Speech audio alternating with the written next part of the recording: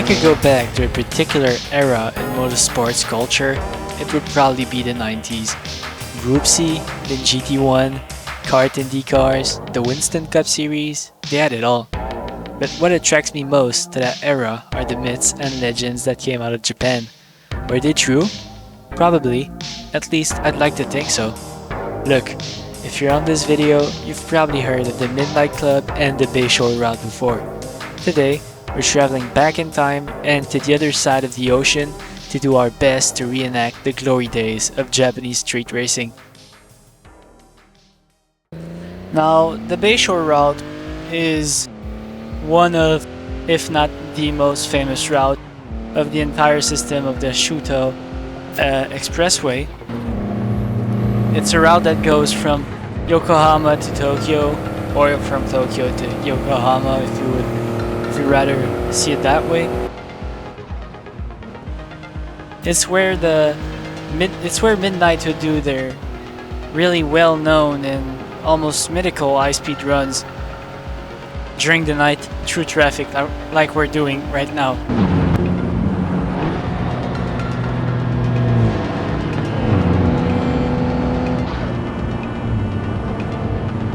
Now, the club was not easy to join. You had to be able to sustain speeds of at least 260 kilometers an hour, which is around 160 miles per hour, which I'm probably not doing right now. Well, okay, yeah, we're above 260, but we have to stay concentrated, which is hard to do while I'm speaking, so pardon me if I'm not going at least 260 for the entirety of the video.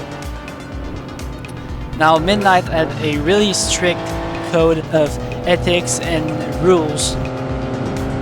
Their priority was really the safety of the other users of the road.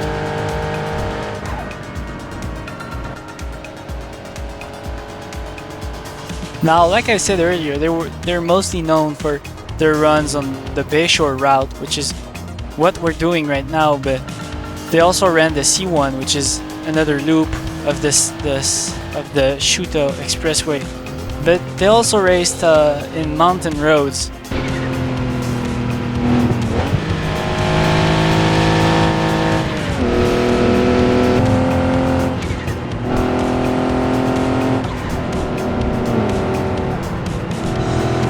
Now we're currently in Yoshida's 930. You might have heard the nickname Blackbird somewhere, but the nickname only originated from the video game.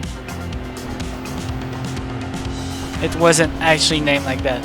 Now, a lot of people seem to think that the 930 that we're in was the fastest car of Midnight, but this wasn't true. It wasn't even the fastest 930 in the group. Although it doesn't take anything away from this car, it's still really impressive and awesome to drive.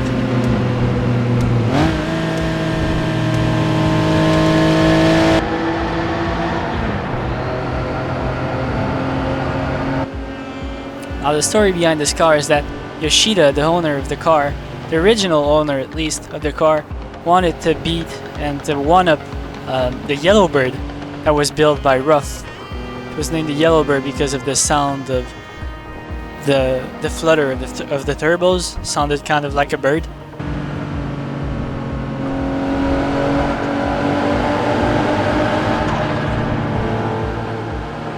I apologize. I'm trying to read off my DIY teleprompter here, and it's not that easy when you're trying to go 260 kilometers an hour through traffic at night.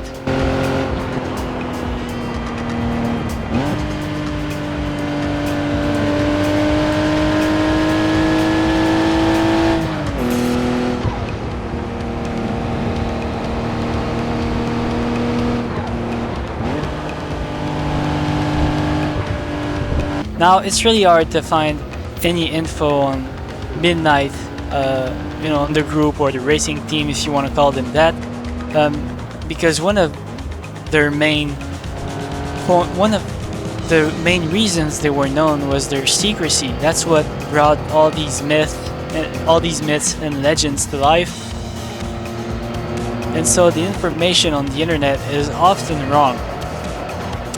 Fun fact, one of these legends that originated from their secrecy was the fact that they had coded messages in journals for meetup locations and stuff. Well, this actually never happened. Other legendary cars came out of the group. Some of you might know the ABR S130Z, which was a Fairlady Z that was modified. It had a twin-turbo L31, if I remember correctly from the research. And on the car that we're driving right now, the Yoshida Speciall 930, if I can call it that, it was sent a couple of times, at least once from what I read. It was sent to Porsche factories in Germany for engineers to work on. A lot of money was spent on the car, but there's also secret parts that the owner didn't really know about because Porsche wanted to keep them a secret.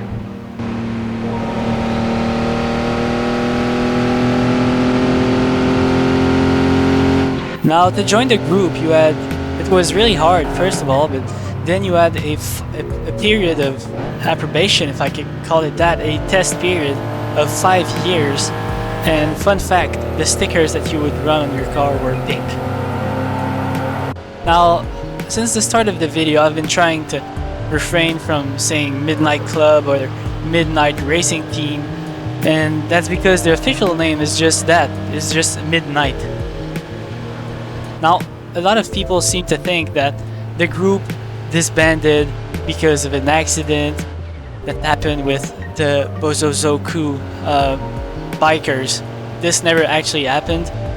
Technically, the band, technically Midnight isn't even disbanded. To this day, it's still going on. There's just more police presence on these highways in Tokyo, and they're just less vocal about it. They can still be found around racetracks in Japan, and even the Instagram account is still active, and we can see new cars that we hadn't seen before.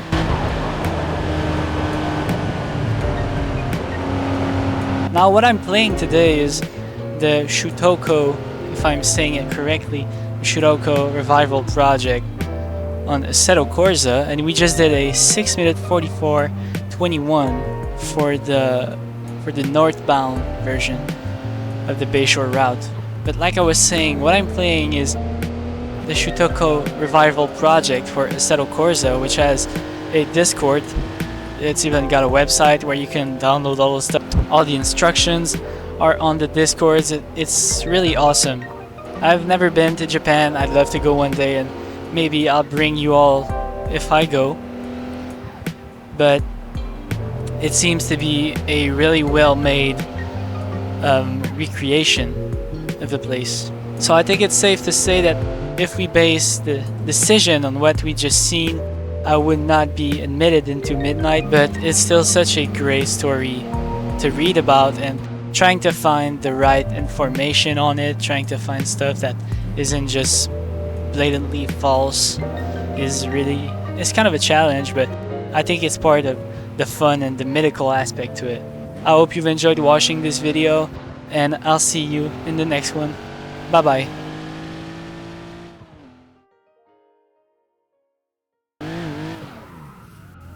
So I'm just gonna go on the Rainbow Bridge real quick for a couple of cool pictures. Rainbow Bridge is such an iconic place too.